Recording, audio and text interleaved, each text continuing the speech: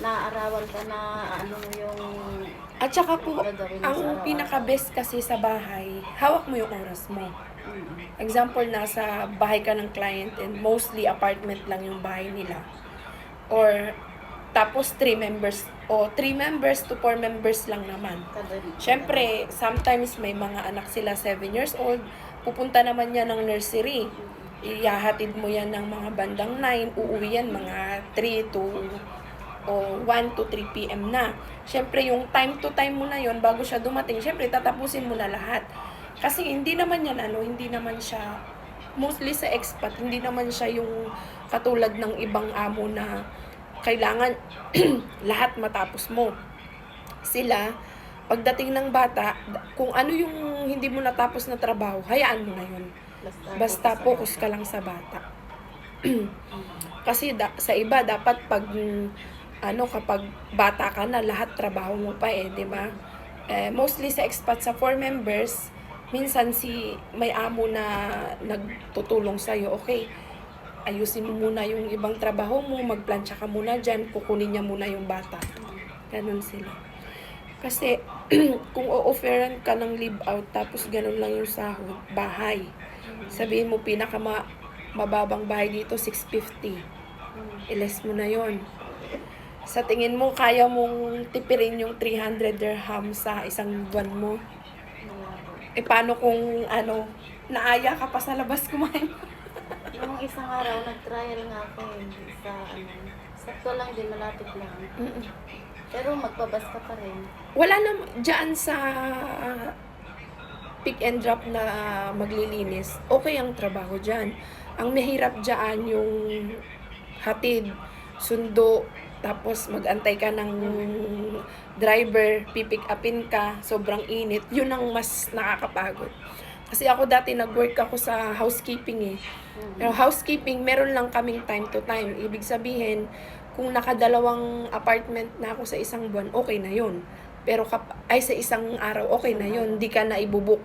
Sa cleaning kasi hanggat may booking, tuloy-tuloy yan. Tuloy-tuloy yan hanggang minsan may complementary pang inaabot. Lalo ngayon may apps na sila na may nag-comment doon yung employee. Kasi makikita mo na doon nila makikita kung talagang nag-start ka na ng work tapos nag-done ka na. Doon nila nakikita. So, yun ate, basta dito po is kung ang work natin dun sa mga iba nating amo, same lang din. Ang pinagkaiba lang dito, maliit lang yung bahay nila, tapos day off, tumaas ang sahod, yun lang yung pinagkaiba. Kasi mostly minsan sasabihin nila, ma'am, kaya ako nag-expat kasi gusto ko ng pahinga. Gusto ko ng unti lang ang trabaho, pero hindi.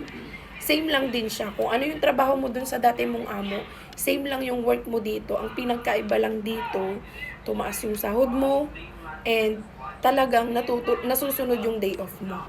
Yun lang yung pinakamaganda. Kasi example dito, nag-start ka na sa amin, tapos after 6 months, binalik ka ng amo mo, walang problema. Kasi, pag binalik ka niya at naka 6 months ka na doon, ang gugugulin mo na lang dito, 1 year and 6 months na lang.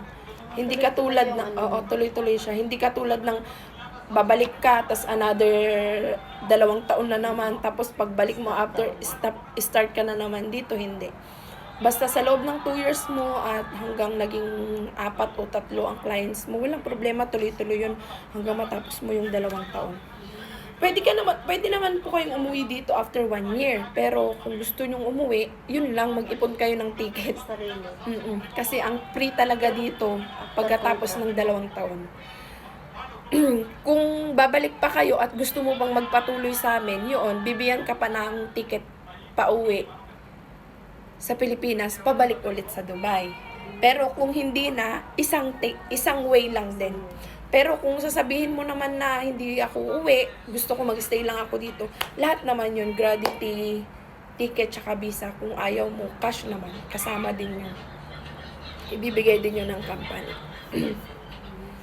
Kung ayaw mong umuwi, di kunin mo yung ticket mo.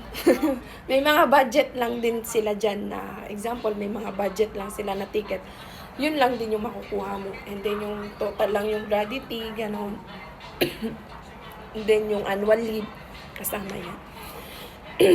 So, yun ate, kung mag-proceed po kayo, gagawan ko kayo ng profile para masilig kayo na amo kasi sa video, dyan mo galingan. Kasi dyan sila as in nagpupush kasi minsan pag sa interview. Pero makakausap mo rin sila. Mostly may mga client na papatawag ka tapos Zoom interview. Minsan naman, i-start ka na agad. Isi-send lang yung video mo, i-start ka na agad. So, ano pong natin, desisyon natin? Proceed?